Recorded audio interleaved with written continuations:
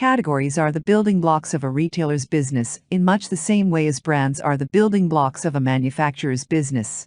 They need to be managed in a cohesive manner so that retailers are better placed to attract and retain customers. An ongoing process, category management is concerned with reviewing business performance, tweaking category strategies, revising tactics, realigning the retail mix, and executing plans. The cyclical sequence of tasks depicted here outlines the process as a whole. Segmentation, targeting, and differentiating are key to strategy. JOCA shoppers have been categorized as convenience seeker, experimenter, price-conscious, and quality-conscious. The size of these segments in terms of their contribution to total sales is shown here. The defining characteristics of quality-conscious shoppers is their appreciation of quality products and their desire for a pleasant shopping environment. Price-conscious shoppers seek better value, low price, and attractive promotions. Convenience seekers have limited time to devote on shopping and seek outlets that are close to home, convenient to get to, and offer a hassle-free shopping environment. Experimenters or variety seekers like to try new products in different stores and seeks range and variety. Shoppers' needs and preferences may be summed up as a set of key factors or drivers of store choice. Their relative importance, as can be seen from this chart, varies significantly across the segments. When it comes to execution, the shelf is the retailing arena. It is where retailers execute their strategies and tactics.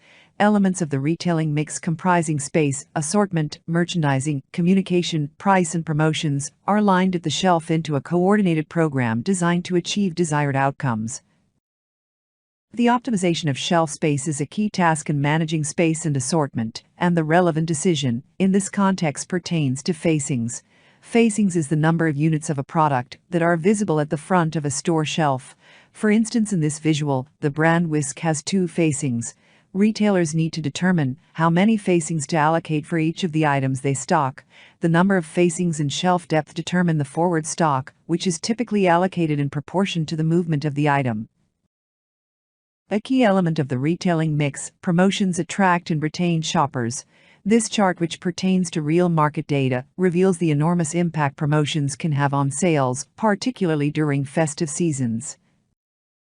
3 types of promotions prevail in the upper trade in JOCA: price-offs, in-store displays such as those shown here, and coup advertisements. A cooperative advertisement or feature is an insert that is jointly funded by retailer and manufacturer. As mentioned, tactics and strategies are executed in the store, at the shelf. These decisions that essentially constitute the retailing mix are recorded in the category management form shown here. Separately, 2 retailers need to take decisions on the management of house brands and the management of stores. This chart outlines the complete list of decisions that retailers need to take for each half-yearly decision cycle. Besides the category management form, they need to complete the house brand management form and store management form. To effectively manage their categories, retailer organizations should be structured as category management teams with responsibilities spanning purchasing, pricing, promoting and merchandising, and the management of house brands. To manage relationships with their suppliers, retailers also need to assemble procurement teams. So the team structure will tend to be matrix, each member having dual responsibilities of managing product categories and managing partner relationships.